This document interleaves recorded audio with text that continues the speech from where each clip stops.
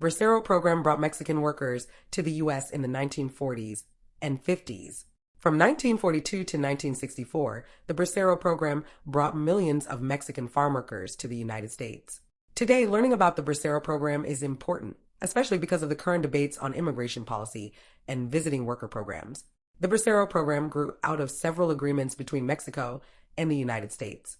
These agreements allowed millions of Mexicans to come to the United States to work on contracts, mainly in agriculture. A total of 4.6 million contracts were signed. Many men returned several times on different contracts, making it the largest U.S. contract labor program. The images, stories, documents, and artifacts of the Bracero Program help us understand the lives of migrant workers in Mexico and the United States. They tell us about immigration, citizenship, agriculture, labor practices, and more. The Bracero Program was created in 1942 with an executive order from President Franklin D. Roosevelt. An executive order is an order from the president to a government leader or group to instruct them to do something. After the U.S. entered World War II, many growers warned about worker shortages on farms. On August 4, 1942, the United States signed a temporary agreement to use Mexican agricultural workers. The program was officially called the Mexican Farm Labor Program, and it lasted much longer than anyone expected. In 1950, the United States entered the Korean War. Within a year, the United States again worried that farm workers would be sent to fight, and the country would not be able to grow enough food. Congress decided to make the Bracero Program a more permanent program and passed Public Law 78. The Bracero Program was controversial in its time. Mexicans were desperate for work and were willing to take jobs for little money.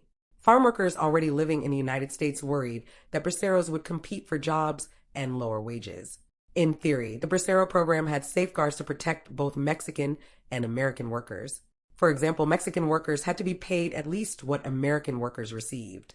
They had to be given work for 3/4 of the time they were in the U.S. They also had to receive clean and free housing, decent meals at reasonable prices, workers' insurance, and free transportation back to Mexico at the end of the contract. Employers were supposed to hire braceros only in areas where there were not enough American workers. They were not allowed to use braceros instead of workers on strike.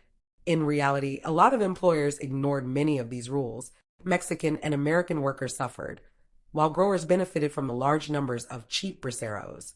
Between the 1940s and mid-1950s, farm wages dropped sharply. It was partly because farmers used braceros and undocumented workers, both of whom lacked full rights in American society.